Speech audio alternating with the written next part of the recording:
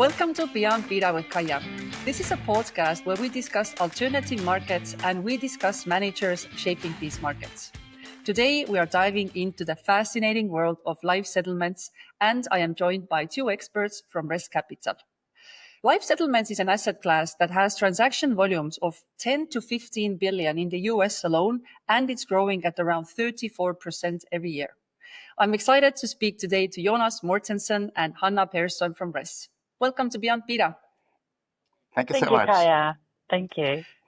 It's fascinating to talk about such an asset class like life settlements, and I'm sure the listeners will be intrigued to hear more about it. But let's speak a little bit more about you guys. You're both based in Sweden, but you've had very international careers. So tell me a little bit more about your background. How did you ended up founding and working for Rest Capital?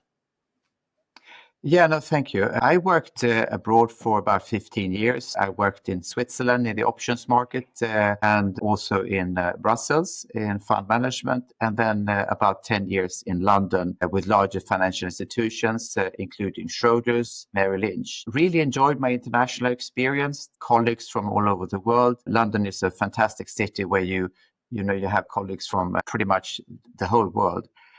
Came across the asset class, life insurance policies while I was working in London. And when I moved back to Sweden approximately 20 years, I had a vision and a dream of setting up a fund management company. And I thought that in order to do so, you either have to be extremely niche or very, very large. And to set up a new company and be very, very large was quite a challenge. So I figured, okay, let's go for the niche option instead and focus on something which is very interesting, very niche, and quite unknown still today, which was the secondary market for US life insurance policies. So that's a bit about me. Yeah. Hanna, what about you? Yeah, so I don't know how far back I go. When I grew up, I always sort of thought that there was something outside of Sweden which was much more exciting than, what I had around me. So I started to travel both with the family, but then I also went to youth camp, and that's when I knew that I was gonna, go international. I studied international finance, and I ended up in sort of international business. So while I did my exchange year in Montpellier in France, I met with this German woman, and at the time she was going out with an English guy, and they lived in London. So when I was done with my studies, she said, Hanna, why don't you come to London and start your career here? And I was like, that's fantastic. London was at the time sort of the heart of the financial market. So it's really scary, but also super exciting. So I went to London, and that's where I started off. I got a job really through the network, working at the macro exotic desk of what was at the time Royal Bank of Scotland. And this was in 2008. That's when I started my financial career. And then, the Lehman Brothers event happened. And shortly after that, I joined Master Investment Consulting. And a lot of different companies had a recruitment freeze because there was so much uncertainty at the time, just like now. So they were not allowed to recruit more people. But Mercer, they had an opposite experience. All of a sudden, everyone needed investment advice or a second opinion about how to structure and think around their investments. And so I was, lucky, and I got that job. Through that job, I got in touch with the world of alternative investments. And I started working for a macro hedge fund here in Sweden. Sometimes I say I sort of grew up there. I spent 11 years, and that's really where sort of my career had a takeoff. And here we are. I met Jonas through one of the partners from that company as well. So it's really been very opportunistic, but I had sort of a direction always about new, exciting, and you still have a little bit of the English accent. Is actually, you can pick up that quite posh. So I'm envious. I practice to have British accent, but I still sound like Singaporean every now and then. So that's fascinating. Well, thank you. We're recording this podcast on the 12th of May, and Bloomberg has just released news that there is a trade deal apparently between the US and China in Geneva. So apparently tariffs are coming down, and in 2025 you cannot have a investment podcast when you don't talk about macro. So I would like to get some of your views. How are you assessing the markets at this point? What's the path ahead, and how do you assess the impact on life settlements market? Maybe I can start with a few reflections. I mean, we launched the fund already in April 2011. So we have seen many things happen in those years. We've had COVID. We've had, unfortunately, Russia invading Ukraine. Very much black swan events that perhaps people did not expect and were hoping should not happen. But they did happen. And our strategy of investing in US life insurance policies is really uncorrelated, because the key risk we take is, of course, longevity, the fact that people live longer and longer. And that risk is, if you start to think about it 1 second, of course, not linked to, tariffs. It's not linked to the general economy, COVID or war. And that remains true even today. So the challenge for us is really to reach out to potential investors and inform them that this strategy does exist, because it's a new strategy and it's quite unknown. So we probably spend more time of our thinking about how can we reach out and tell more people about this fascinating strategy. Yeah, and this is actually a great point you raise, Jonas. When we talk about life settlements market, it's longevity risk. Generally, when we talk about global markets products, it's all other risks. It's counterparty, settlement, liquidity, so on and so forth. But you are still impacted by some of the forces in the financial market, such as investor appetite and also liquidity, let's say from capital perspective. How do you plan when you do your forecast? How do you assess these risks? Do you price them in somehow, and do they actually impact your decision making? Yeah, I think the key challenge for us has really been that we have a strategy that has generally historically delivered around 7% net in US dollars. And of course, if interest rates are zero, we're pretty attractive. If interest rates in the US, as we all know, were peaking at above 5%, of course, an absolute return strategy of 7% is less attractive. So that's been the challenge where Hanna and I have really discussed a lot about how can we increase returns in the future. We've actually been quite proactive in changing the way our portfolio looks. So we are now positioning ourselves to be able to generate higher returns in the future, because the market has also changed when we buy life insurance policies. Hanna, you may want to comment a bit on that as well. I can add here, I mean, my role at Risk Capital is to look after our existing relationship with clients, but also out there talking to new clients. One thing that I learned from, early days in my financial career at Mercer is that the strategic allocation is key. That's the long-term largest impact of investment portfolios. Then you can, of course, do your tactical bets, and we know that investors are driven by emotions many times. That's very clear with all this volatility in the market. But the strategic allocation will be the most important return driving decision. And that is changing now at the back of what has happened in the interest rate environment. And that's something you need to take into consideration when you're talking to clients as well. And where does our strategy fit into the client's portfolio? That is also somewhat changed. It used to be more of alternative fixed income because, as Jonas said, zero interest rate environment, everyone was looking for that sort of yield. Today, all investors need uncorrelated assets. We don't know what's going to happen, like the next kind of shout out on tariffs, and how that will impact what country or what industry. So investors are more keen to find those uncorrelated return streams that aren't only uncorrelated when it comes to the backwards looking data and the sort of in the numbers crunching.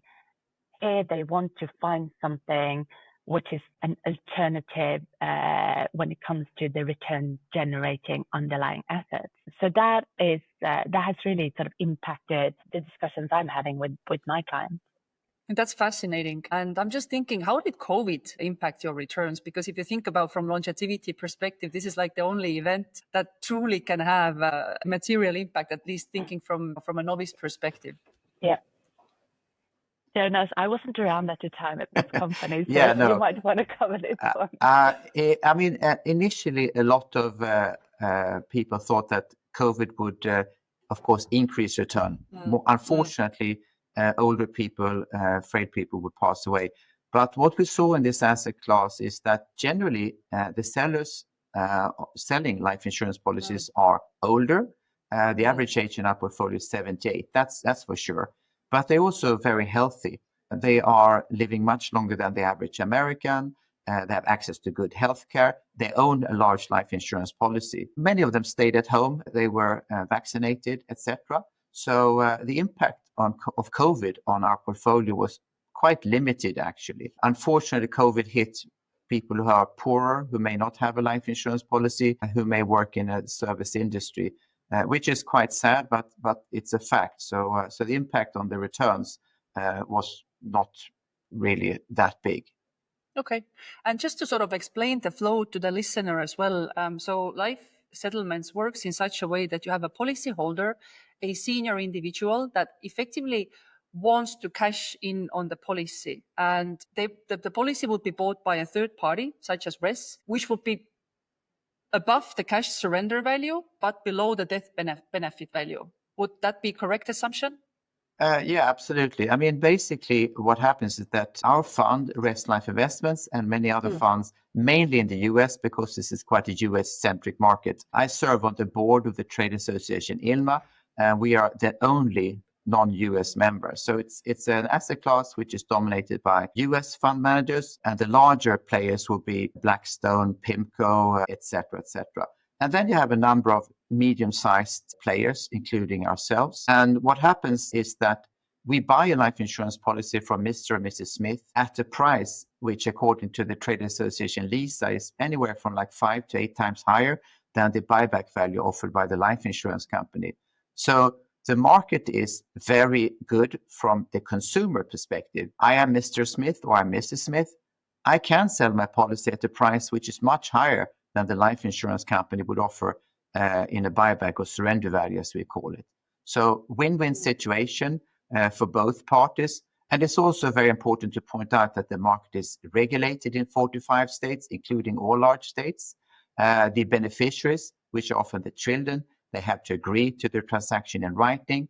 And the insurance agents and the brokers, they are authorized and regulated by the state insurance commissioner. So it's a highly regulated market benefiting the consumer. So I think it's really a good market, even from the social responsibility and everything from an ethical point of view, because you don't have to sell your policy, but if you want to sell your policy, you will get a much better price compared to the buyback value.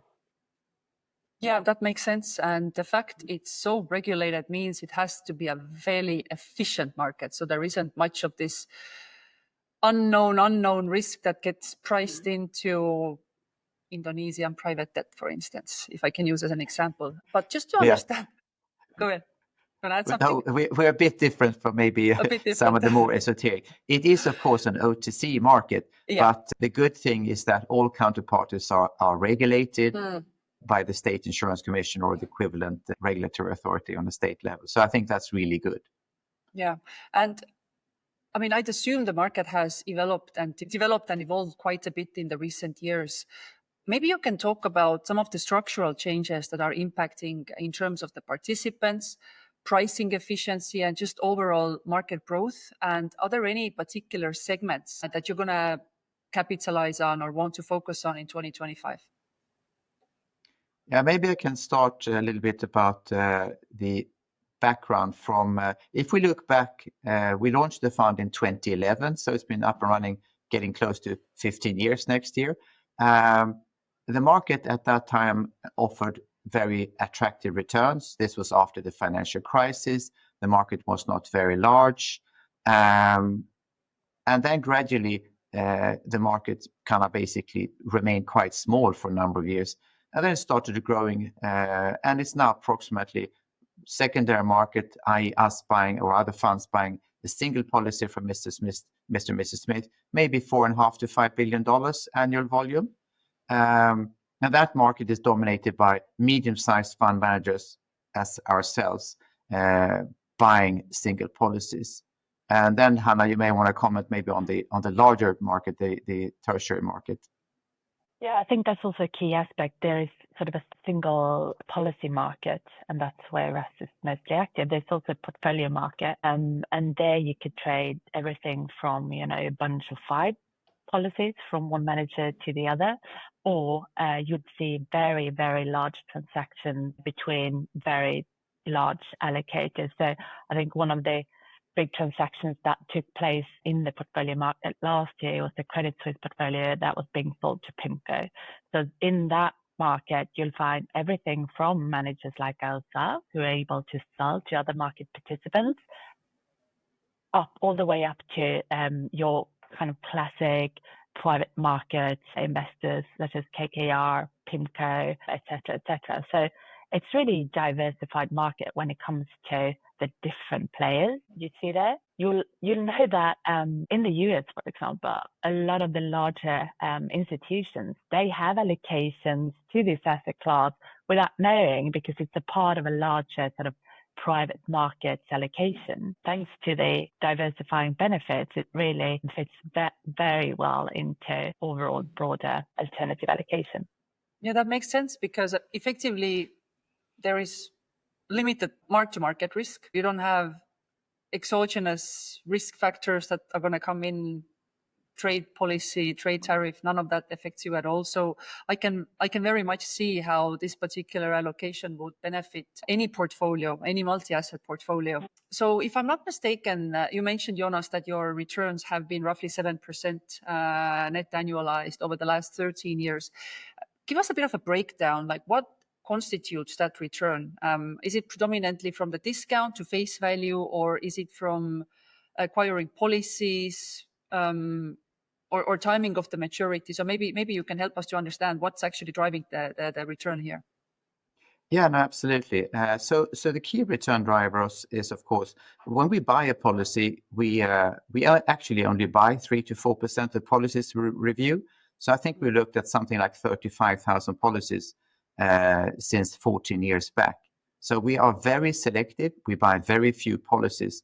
And the ones we buy, we tend to look a lot at the premium streams, because when we buy a policy, we receive the policy documentation, we receive the premium streams, and of course, we receive a life expectancy report paid by the seller's broker. And then we most of the time go out and do like a second opinion from a medical company in the US.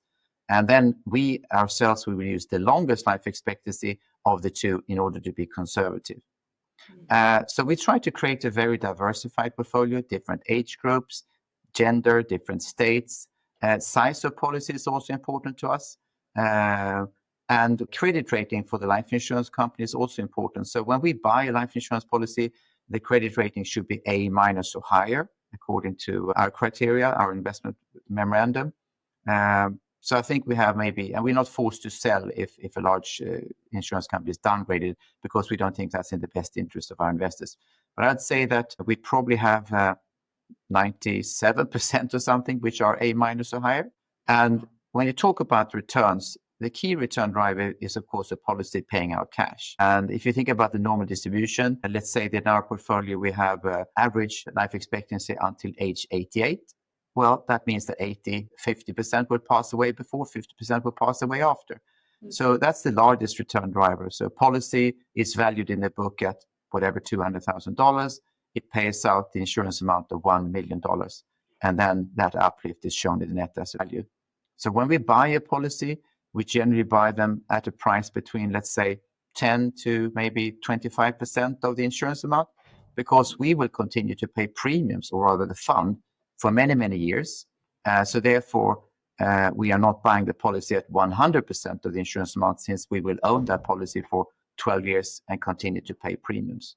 The other thing that we have in our open-ended fund is mark-to-market. So we value portfolios at where the current market is trading. So if we have a large redemption, when we need to sell a block of policies, which we've had in the past, we've had large redemptions, we would then sell policies to a large market counterparty, maybe a PE fund or something. And the third return driver is what we call the aging effect. So as time goes by, we own a policy and the value increases a little bit. And that return should not be the biggest component in the portfolio, but it's there, it's good, it's clear. I mean, we obviously pay more for a 5-year life expectancy than we pay for a 10-year life expectancy. So cash should be the biggest return driver in such a portfolio. Maybe, Hanna, you want to add something here? One thing that I would definitely want to add is one of the sort of core values of Risk Capital is transparency. And this is also why I decided to join this company. Having been in the alternatives industry for 15 years, I know that, transparency is a hygiene factor going forward. And this company manages a fund that is listed on Nasdaq Nordic. That means we need to offer the same transparency as any other listed company. We need to report in the same way. So we publish financials, like annual reports, annually and semi-annually. In those reports, we give a performance attribution.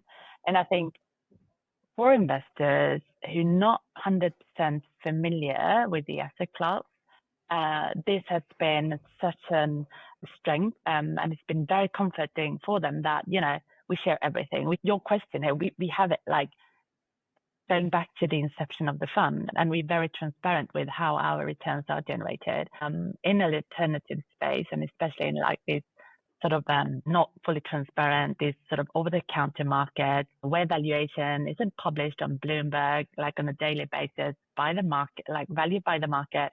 It's very difficult to kind of understand otherwise. So I think that is, we're very transparent. If someone wants to learn more, it's all there, all the data is available. And do I remember correctly?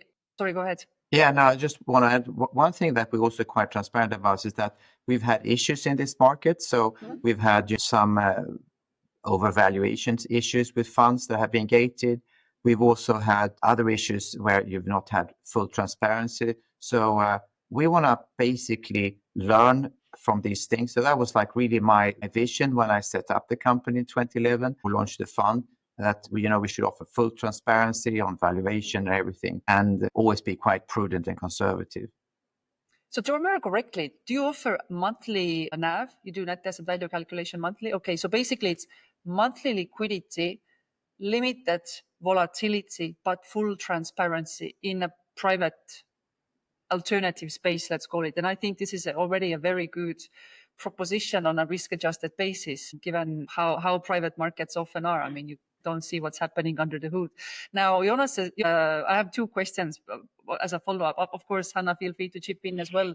I guess my first question is, how much do you guys use technology and AI? Because you mentioned you go through 3,500 policies every 35,000. 35,000, since inception. Thank you. Yeah, since inception. Okay, Yeah. So how much that does come, let's say, on a monthly basis, annual basis? Do you guys use AI? I have to ask that question as well. The AI question. We actually, I would say sometimes that we are a fintech company because the portfolio software that we built, it took us a year before we launched the fund. It was built by my colleagues on the portfolio management side. So we've had the same, Anton Pozin has headed the portfolio management team since we launched the fund. Yeah. And we've now hired one IT person, software developer, since 1 year. So the only thing that our colleague Max does is really to work on our portfolio management software. So I'd say that really is the key, because it enables us to take in a lot of data, filter, select the policies we like, and understand why we like them. So that's a key part of our success. And of course, my colleague Max is looking into how can we use AI, how can we make this even more automated? Because at the end of the day, what we do is we take in a lot of data, a lot of medical data, a lot of data on longevity, and we try to select those policies where we think that the risk reward is most attractive, i.e. lower premiums, lower tail risk, so we can reduce the risk for our investors. And Hanna, chip in, please. No, because I'm really fascinated by, AI in general. We're having so many conversations internally of how we can leverage AI and become more efficient in our processes. And, we're getting there, like we're starting to kind of scratch the surface. And I think Max has been such a valuable asset for us in leading us in this kind of, work, because there are new models coming out, if not every day, every week. And where should we focus our efforts? I mean, we're still a fairly small team with 9 people today. If we go all in, starting to, use AI in one area and then 6 months later, it's all outdated. So we need to be clever in how we approach AI, and it's going really fast, but it's still very early days. So we're there. We're starting to look at how we can best make use of it. But I think, we've only seen the very beginning of this shift yet. Yeah, that makes sense. And I think that the technologies of 2025 and beyond are really allowing small managers to scale by allowing to parse and synthesize large amounts of data, especially when it's unstructured. But I guess in your case, it's not that unstructured because it comes in the form of policies and as well as medical reports. Yes and no, because all of these are different. It might be that a policy that was issued 40 years ago looks very different, like document-wise, compared to something that was issued. Like, it might even be, So it's like, yes, you want to think that it's all very structured, and it is to some extent, because we need certain documents for a trade to happen. That needs to be kind of, read through by experts. But at the same time, everything is like quite individual. Medical records can be quite individual as well. So you need to be very clever and not just like, run the models and then you're like, okay, I solved the problem, AI did it for me. And it's like, oh, hold on, we're actually missing very important points here. And our model, like AI model, wasn't calibrated to pick up on those nuances in this specific policy. And I think that's an area where VES is quite unique as well. As Jonas talked about, they developed a system already from day one to allow to screen like all these data in a very efficient way. We own the model. We can make adjustments. We're very sort of agile and can make adjustments if we see a new policy coming up in the market. We own the models, but we also, and like we know that every single policy is different. So that's why we want to make sure that we understand and manage the risks well. And you can only do that if you know exactly what you sit with in your portfolio. Otherwise, you buy a bunch of, contracts and you're like, okay, I have a portfolio life insurance contract. They all pretty much the same. No, they're not. They're all very different, and that's a key sort of strength of the team here at VES. Yeah, it's fascinating, and I'd also assume because you are regulated, then any technology you use must be approved by the regulator who wants to have a bit of an oversight, make sure you don't operate a weird black box that nobody understands. But I want to ask a little bit about the premium payment. So Jonas mentioned that once you acquire the policy, you continue making the premium payments to the insurer. So this is effectively one of the major expenses to the fund. So how do you optimize the sort of premium payment strategy to balance the cash flows, and how do you maintain the policy value? Yeah, I think if I understand your question correctly, then basically, as you know, we have to pay premiums on a monthly basis in most cases. So when we acquire a policy, we know which premiums we have to pay because they were basically set out when the policy was taken out. We use a large bank in the US as our kind of escrow paying agent, securities intermediary. So they actually pay the premiums and we instruct them to do so.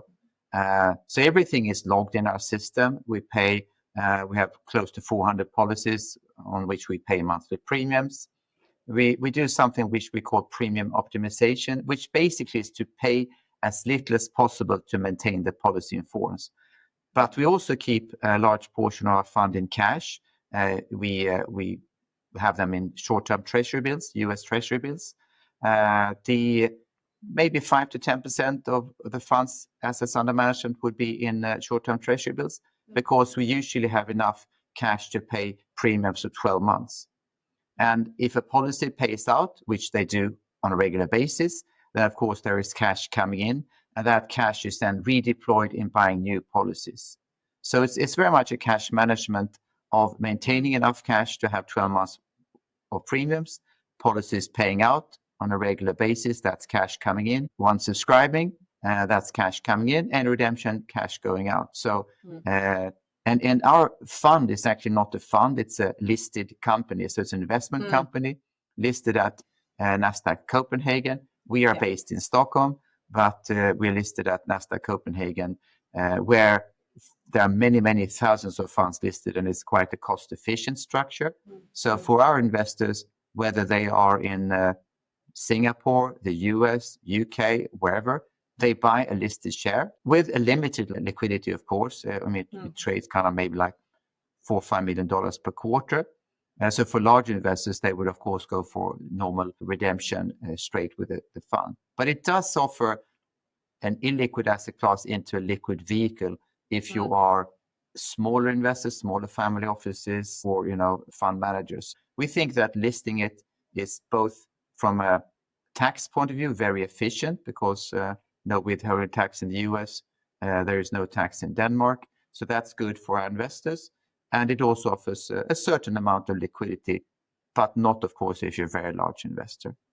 I guess my question, if I can sort of rephrase that, like how do you plan for those premium payments whereby the policy holder lives above what was in the policy? Let's say if they expect so they outlive age, their life expectancy. Yeah, pretty much. Yeah. Yeah. How do you manage that, or how does that bake into your assumptions?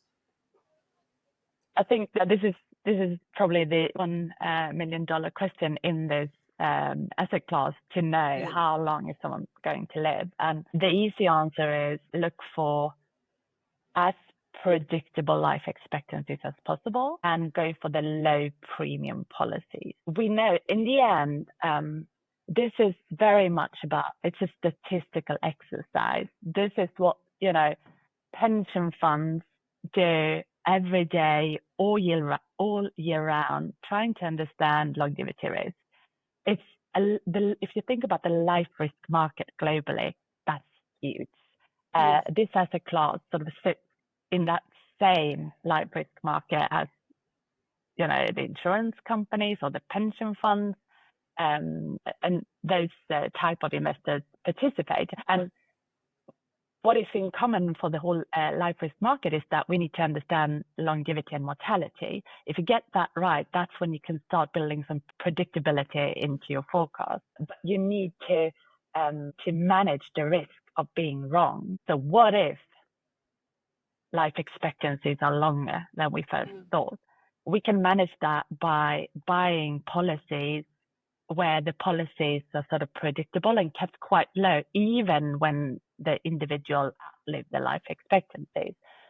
But we know that like 50% of all the policies, that's, statistics, the bell-shaped curve, right? So 50% of all the humans that owns a life insurance policy, being, pension or whatever, they're going to outlive the life expectancy. And unfortunately, 50% is going to live shorter, but that's just like how statistics work.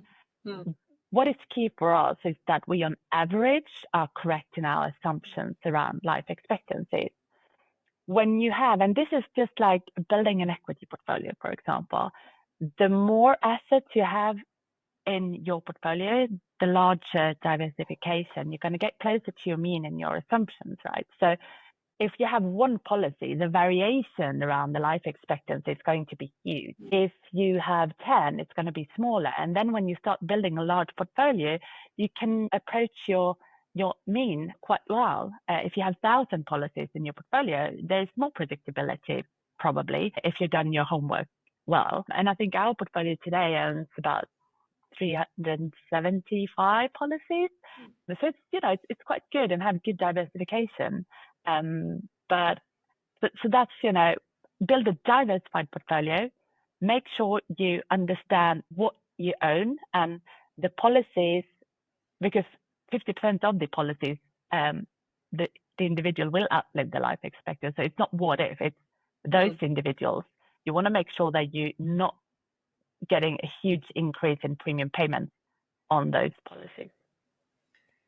Are there any interesting trends or observations that you guys have picked up recently, maybe in the context of medical advances that have changed the life expectancy tables or longevity expectations?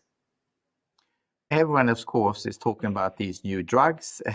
So yes, our view is very much that this can affect people who are, relatively speaking, younger, obesity, ages 40, 50, etc.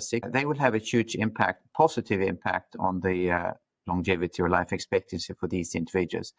In our case, our investment strategy has very much been around buying policies from healthy individuals who are on average 78 years old. So they are pretty healthy. They have an average remaining life expectancy of at least 10 years. When we buy the policies, probably 12, 13, 14 years. So our strategy has been to focus on, relatively speaking, older individuals who are very healthy and probably not really that obese. They don't have Alzheimer or cancer or anything, because you cannot get healthier than healthy. So, and that's basically our view, that buying a policy from someone who is 75 with a 4-year life expectancy, well, they have a 4-year life expectancy because they have a severe medical impairment. And we think that's very unpredictable, whether that individual will live 4 years, 6 years, 8 years. But for someone who's very healthy at age 78, they'll probably live another 10, 12 years, and we're not going to be mega wrong. So even if that individual lives another 1 or 2 years, our gross return will, of course, decrease, but not by huge amounts. And we track all of this. So we have in our fund presentation, when we speak to investors, we have something which we call actual versus expected. So we look at the number of policies that paid out since the fund was launched in April 2011 versus how many policies should pay out if our life expectancies were 100% accurate. And that number, I mean, we have a very good actual versus expected ratio. And I think that's really key for any life settlements fund manager. And as an investor, you should always ask for this number. Okay, I guess that's where the secret sauce in a way is, right? Like, how good were you with your estimates and assumptions? Yes. Okay, brilliant. Now we're coming to the end of the podcast, and I have 3 questions that I always ask from every single guest. These are a bit more personal in nature, if you will. I want to know, what is the biggest professional mistake that you've made, and how did it shape the way that you approach business today? Wow. Do you want to go first, Jonas? Do you want me to go? Well, I think maybe not a professional mistake, but when we launched the fund, we had $8 million AUM from friends, family and friends, Kaia. And I thought it would be quite easy to convince people to put in more money. So that was a mistake, because it took at least maybe 4 or 5 years to us to get AUM up to a decent level. Many of the investors we spoke to said, "Oh, come back when you have 3 years track record and $100 million." So I should probably have launched the fund with a bit more money. That's a good one. Anna, do you want to add anything as well? Well, I think, Jonas and I, we have had very different roles. He's the entrepreneur here. I come from a different angle. But I think one thing, and I guess this is a message to maybe the younger listeners out there. When I started off my career, I was so keen to sort of, deliver fast, like 30 seconds after I received an email, I'd love to deliver something. And it's quite easy to make mistakes if you're in a rush and you sort of, rushing through things. So I think that's one of the things that I made too many errors and mistakes being in a rush. And that has really kind of helped me to think, produce less, but do it well and with quality, focus on the right things instead of doing everything. So yeah, that's probably my answer. Yeah, diligence above everything else. I hope you have some younger listeners out there. What's young based on your life expectancy table? I don't know, 60. Yeah, 60. There you go. I'm sure. I also want to know who's been, let me rephrase. Who was the toughest boss mentor you've had, and what is the lesson that sticks with you? And you don't have to mention the name. Maybe you just give the context where you had an interaction with them. You mean tough as in, because I think, some bosses, they were tough, but not necessarily good. Like they would be more aggressive in that way. Sure. I think maybe the best, or like the best bosses that made a lot, like the strongest impact on me, they were tough, but not in that way. They were more like mentoring, sort of, I don't know if that, like, when I think about them, it's not like, oh, he was so tough or she was so tough. It's more about, that person formed me in the way I think about things today. Like, for instance, what's the impact on your decision-making, thinking? Think before you talk. That's, something I learned from one of my mentors. Like, if you go into a meeting, you have something that you want to say. And this is, my personal way of being, but I sometimes have so much important things to say that I just speak so quickly, and then I don't sort of pause to make sure I have everyone in the room following what I'm saying. So this is something that I'm still carrying with me, and I know that I need to kind of work on it. But that's like, think, what's the key message? What's the important thing you want to say and have said? Jonas, do you want to chip in as well on your I think a good boss for me was kind of in my early career, someone that gave me a lot of responsibility, but also guided me in a positive way, because to criticize is always a challenge. So you can tell someone, yeah, you did this really well, but you should kind of think about this as well and how this is perceived by the client. A good boss to me was kind of when I was working at Schroders, which was kind of giving me a lot of freedom to operate and navigate and learn, but also giving me feedback regularly, being quite close to me. And that person became a very good friend after I left Schroders, and we're still in touch. So I think for me, it's really important that you allow your employees to do things on their own and not to micromanage. But at the same time, give feedback, try to learn. Other people are more experienced than you are. Try to listen, try to learn, try to improve. And I think that's true for me today. I know I have lots of mistakes, and I do try to listen to people and learn from my colleagues. So that's the challenge always. I like this sort of saying, I don't fail, I either win or I learn. That's how I try to think about these things. And even when you mess up, it's a lesson, or it's something that you actually benefit from. And the last thing I want to ask is, what is the one belief that you once held about markets or investing that you've completely changed your mind on now? Wow. Do you want I can tell you, Jonas? I can tell what mine is. I once did CFA designation, right? And I thought CFA is 100% applicable to real life, only to realize that I've never actually used any of the CFA stuff in my real life. The one thing that came to my mind is, fundamentals are not driving the markets. And that's maybe sort of on the same topic. When I was at the macro hedge fund, we had these systematic models based on fundamentals. It all made sense. I loved macroeconomics when I was at uni. I thought this is really explaining the world to me.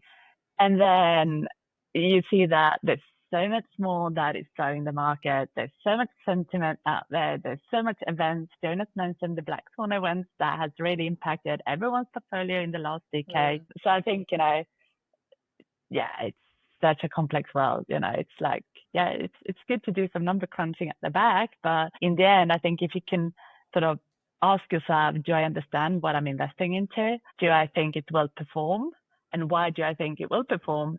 Then you're there. Like, if you end up being wrong in the end, that's fine, because you understood at least what you were doing, and then you can continue to shape how you think about the world. But just this kind of number crunching at the back, and look at one example is Europe. Like, I think constantly over my 11 years at that macro hedge fund, Europe was undervalued versus the US. There was like a relative trade, and we wanted to be long Europe because it was so undervalued compared to global markets. I'm not going to say compared to US, but it didn't work, as everyone understands. So maybe in 2025 only it has worked. So, but in the markets, being wrong is this. What you call it? Being early is the same as being wrong. So, Jonas, Jonas, share something from your perspective. I think I think with the new technology we have, it's great. I mean, it's so much more efficient. You have Zoom, you have Teams. We do webinars. We try to communicate with our investors in quarterly webinars. We try to be very transparent about our strategy. But at the end of the day, I think it's very important to meet people.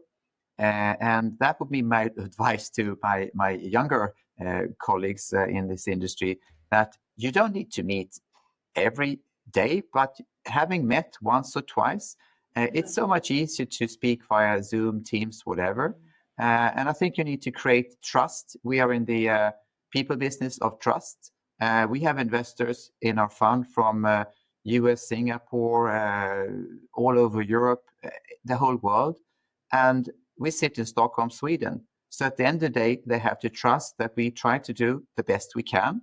Returns are never guaranteed. We have good years and less good years, etc. But it's a trust business. So I think, personal meetings are important, where you can be quite transparent and talk about what you do. So that would be the one thing I think is key. That's fantastic. Thank you so much, Hanna and Jonas, Thank for your you. time. It's been a lovely discussion, and appreciate your Likewise. insights into Res Capital and into life settlements market. Thank you Thank so you much. so much for Thank you. having us, Kaia. Thank you.